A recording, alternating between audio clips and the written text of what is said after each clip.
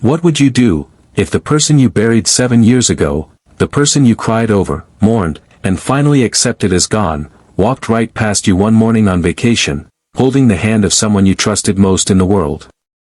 What would you do if you looked into the eyes of the man you loved, your husband, the one they said drowned in a tragic boating accident, only to see him very much alive, smiling, laughing, wearing new clothes, a new name, and a wedding band that wasn't yours?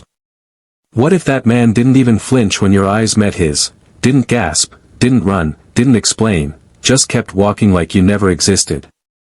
And what if the woman on his arm was your little sister? This is not a ghost story.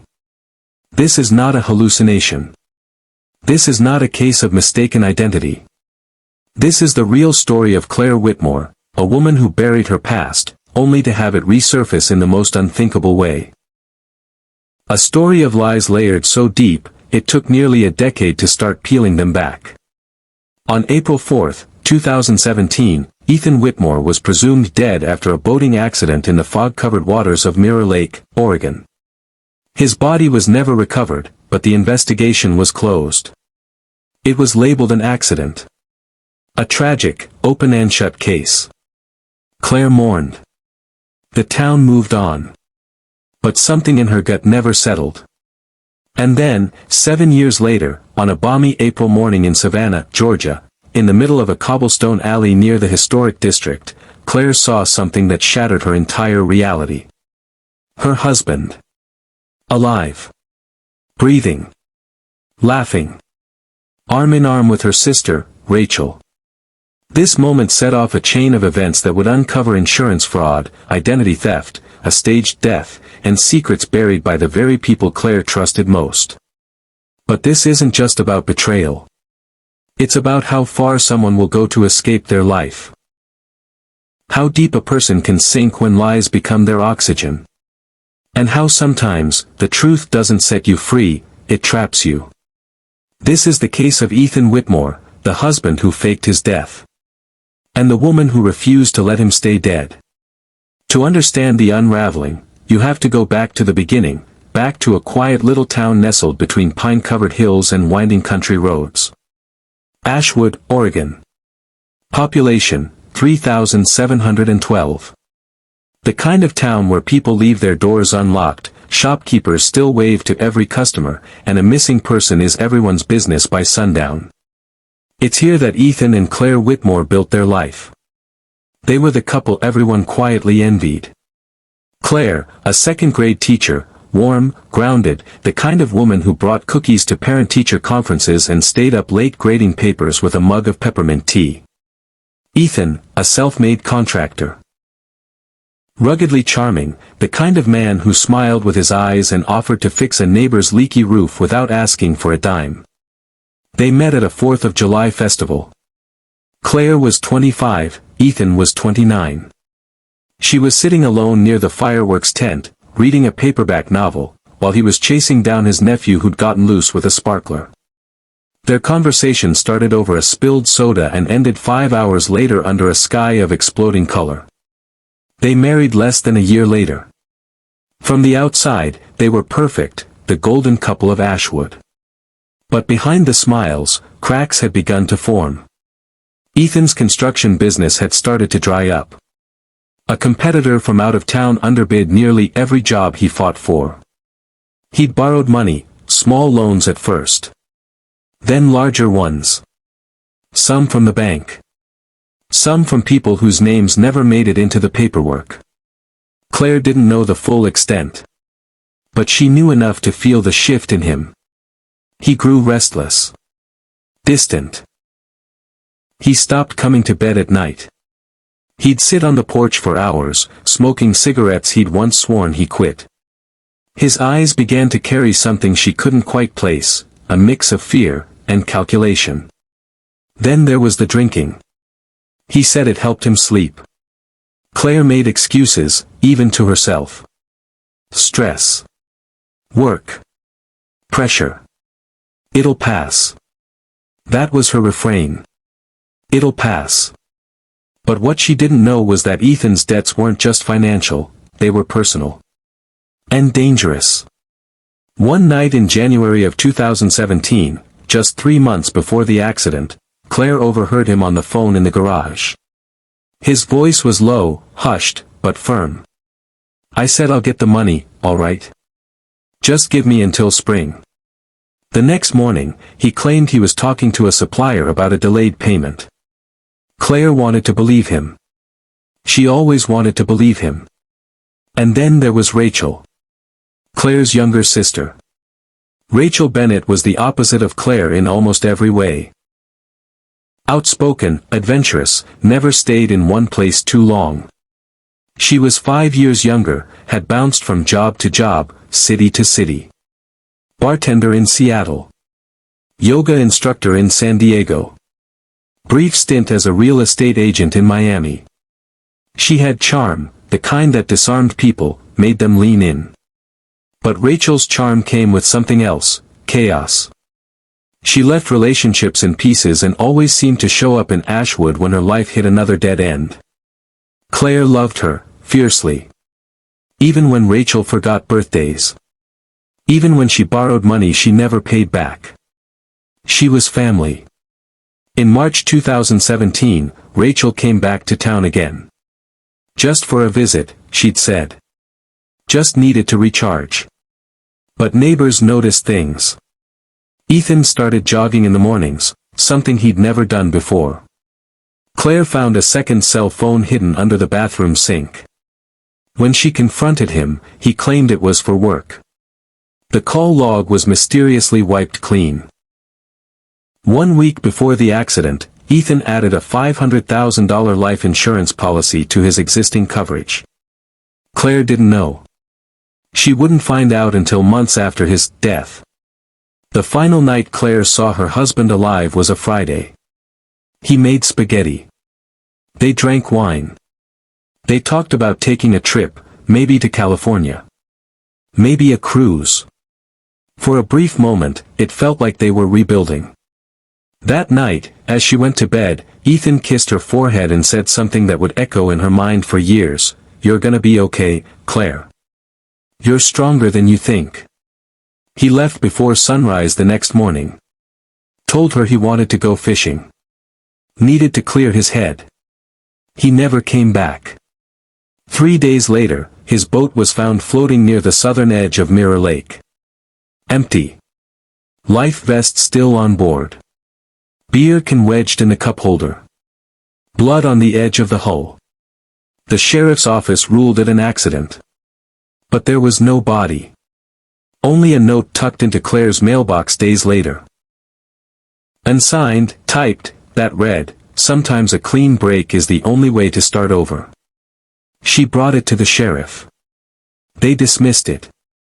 Probably a prank, they said. But Claire knew.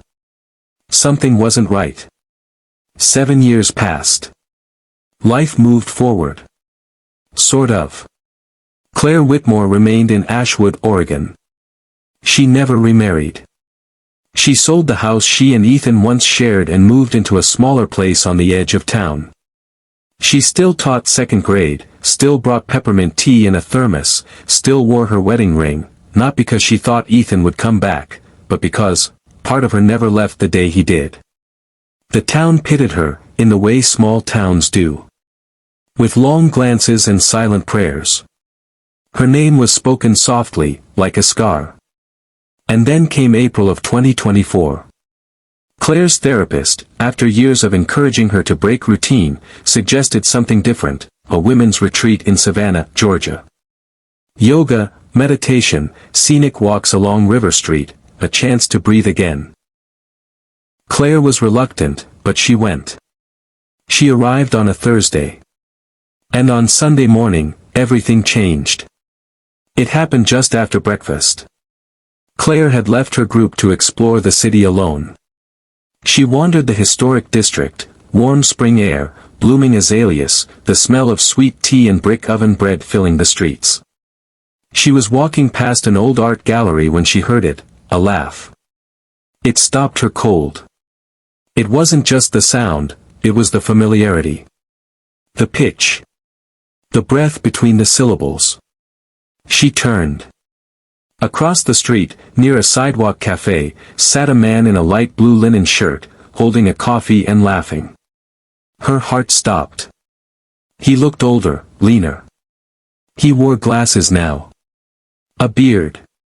But it was him. Ethan. Alive. And sitting across from him, was her sister, Rachel. Claire's mind spiraled. Time slowed. She watched Rachel reach across the table and squeeze his hand.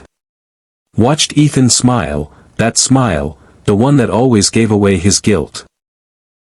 Claire didn't remember crossing the street. But witnesses say she stormed toward them in a daze, eyes wide, hands trembling. And when she got close enough, her voice cracked, "Ethan." He looked up. Stared at her. And said nothing. Rachel froze. Her hand slipped from his.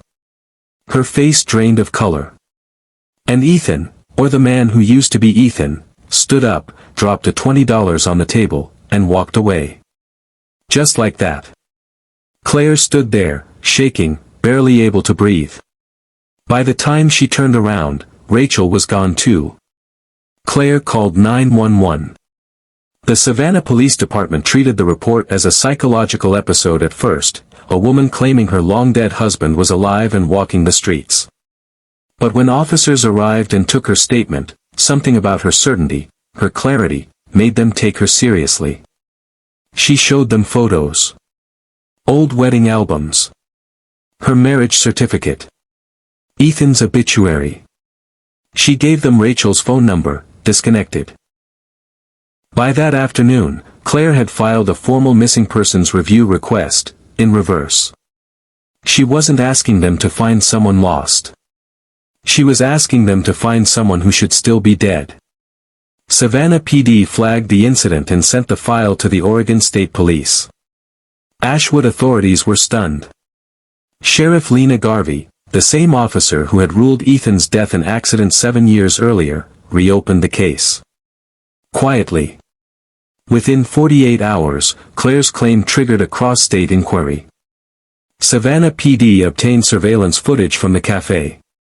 It showed exactly what Claire described, her approaching the table, Ethan and Rachel reacting, and then disappearing down separate streets. But when they ran facial recognition on the man in the footage, the system flagged him as Eric Daniels, a real estate agent from Tallahassee, Florida, with a valid Florida driver's license, social security number, and business license.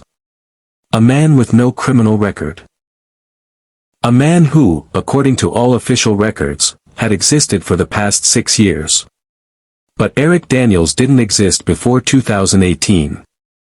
And when investigators looked closer at Eric's birth certificate, it was a forgery. One that had been submitted during a slow clerical year at the county records office. The signature of the issuing registrar. Misspelled. The man known as Eric Daniels was Ethan Whitmore. Alive. Living under a new identity. Married. Again. The media got wind of the story within days. Headline, Dead Man Walking. Oregon widow claims husband faked his death, now lives in Georgia with her sister. Social media exploded. Podcasts. Reddit threads. Amateur sleuths. Claire's quiet life was gone overnight. Cameras outside her school. Reporters calling her elderly parents. Her grief, once quiet and internal, was now a national sensation. But for authorities, the real question wasn't whether Ethan faked his death. It was how. And why. Investigators returned to the original crime scene, Mirror Lake. They re-examined the evidence. The overturned boat. Found in shallow water, less than 30 feet from shore. The beer can. Never dusted for prints. The blood-stained sweatshirt. Matched Ethan's DNA, but it wasn't until now that a forensics expert confirmed something strange. The blood pattern was inconsistent with an accident. It looked placed. The most damning piece. Ethan's wedding ring, supposedly lost, found neatly tucked beneath the seat cushion. Too neat. Almost intentional. Detective Marcus Ellery, who took over the case in 2024, said it plainly, this wasn't an accident. This was a performance. One designed to close a door and open another. Police interrogated Rachel next. It took weeks to track her down. She wasn't in Georgia anymore. She'd moved to Florida just days after the cafe incident. When they brought her in, she cried. Said she didn't know Ethan was alive until 2 years after the accident. That he had contacted her. That he told her Claire had moved on. That he was in danger. That he needed her help. That they fell in love slowly, unintentionally. But text messages from her old phone painted a different picture. Rachel had been in contact with Ethan before the accident. Dozens of messages. Plans. Bank transfers. Rachel wasn't a bystander. She was a co-conspirator. And then came the insurance files. $500,000, paid out to Claire within 6 months of Ethan's supposed death. Money she used to pay off their house and donate to a local children's program in Ethan's name. But Ethan had never touched that money. Instead, he had opened a new bank account 2 weeks before the accident, under the name of a shell company. An account Rachel accessed just months after. The trail was unraveling. This wasn't just betrayal. It was fraud. It was conspiracy. And if Claire had gotten on that plane and never walked down that cobblestone street, no one would have ever known. But now there was a dead man, who had a pulse. By May 2024, the man once known as Ethan Whitmore could no longer outrun his past. When U.S. Marshals, with cooperation from the FBI, arrived at a waterfront condo in Tallahassee, they found him in a robe, watering the potted plants on his balcony. He didn't resist. He didn't run. In fact, he didn't even flinch. When they placed the cuffs around his wrists and read him his rights, he simply said, "Took you long enough." The arrest made national headlines. Dead husband reappears in Florida. Ethan Whitmore found alive after faking death in 2017. Social media lit up in a firestorm of betrayal, disbelief, and fascination. Podcasts rebranded mid-season to follow the case exclusively. TikTokers reenacted Claire's confrontation in Savannah. Hashtags like #DeadHusbandScandal, #RachelKnew, and #WhereWasEthan flooded the timeline. And Claire? She went silent. No interviews. No press statements. Just a single photo released through her attorney, Claire standing at her front door, eyes forward, ring finger bare. The charges came fast. The U.S. Attorney's Office charged Ethan Whitmore with federal wire fraud, for collecting benefits under false pretenses, identity theft, for falsifying documents to become Eric Daniels. Conspiracy to commit insurance fraud, obstruction of justice, falsifying death records, and pending charges of bigamy in the state of Florida. Rachel Bennett, too, was arrested and charged as a co-conspirator. Though her charges were lighter, accessory to fraud and obstruction, the prosecutors made it clear, she was not innocent.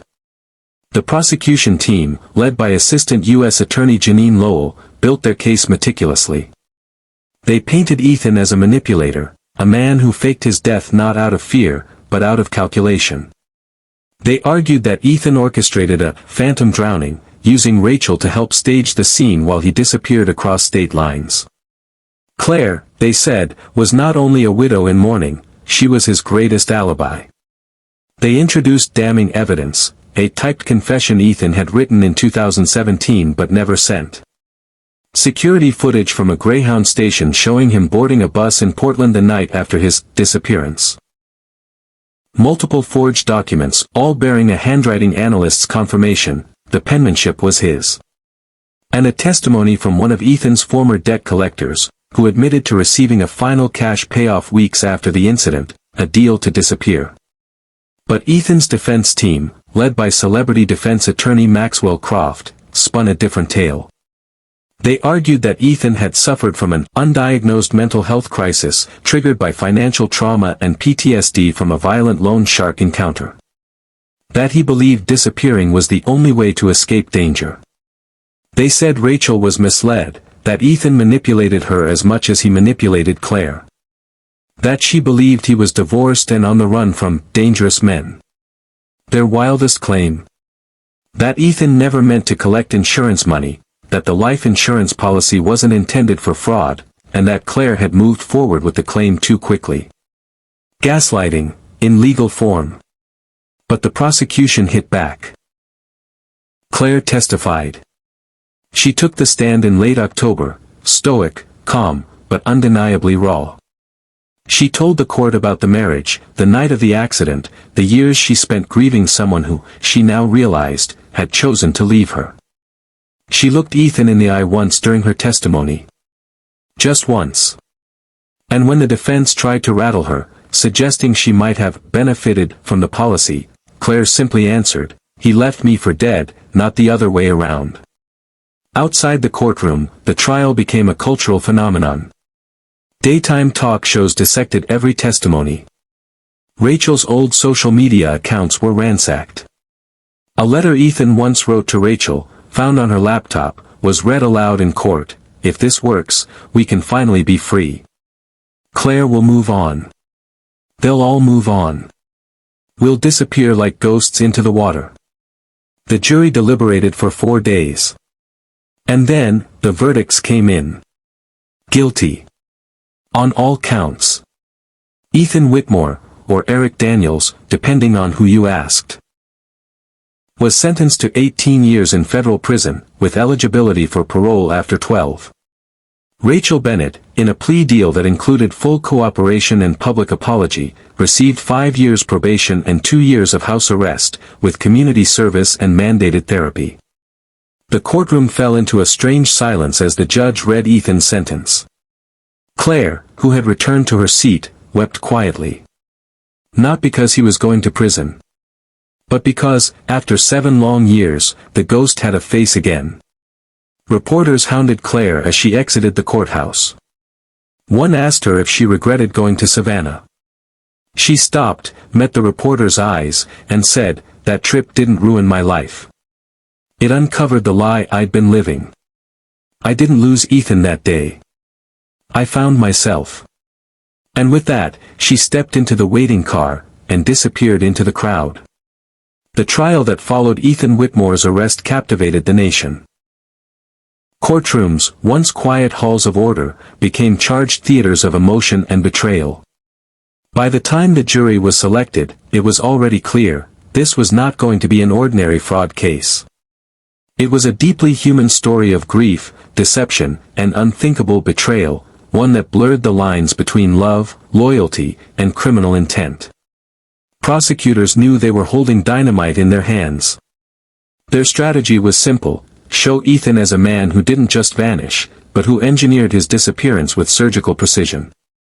They walked the jury step by step through the events, from the calculated timing of his staged drowning in Oregon to the forged documents that declared him dead, and the new life he began with Rachel Bennett, Claire's own sister.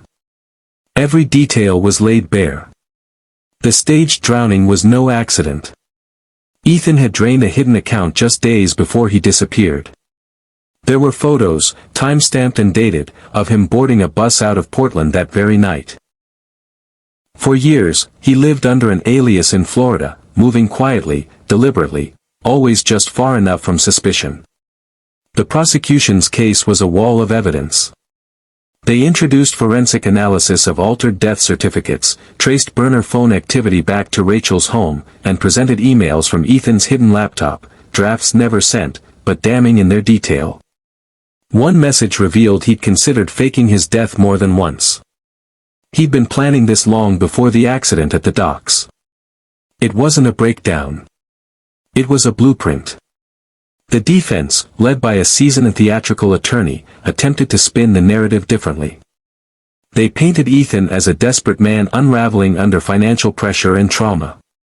They claimed that he was terrified, not of losing money, but of losing everything. That his choice to disappear was the result of deep psychological collapse, not criminal intent. They tried to separate Rachel's involvement, casting her as someone who was lied to as much as anyone else. But the digital trail told a different story. Rachel had made phone calls using fake names. She'd used her own name to register one of the burner phones that Ethan used to keep tabs on Claire's life, proof that the conspiracy went deeper than she claimed. The most emotionally charged moment of the trial came when Claire took the stand. Her presence alone was enough to quiet the room. She wasn't just the grieving widow anymore. She was the living proof of what Ethan had destroyed. Her testimony wasn't theatrical. It was steady, grounded, and devastating.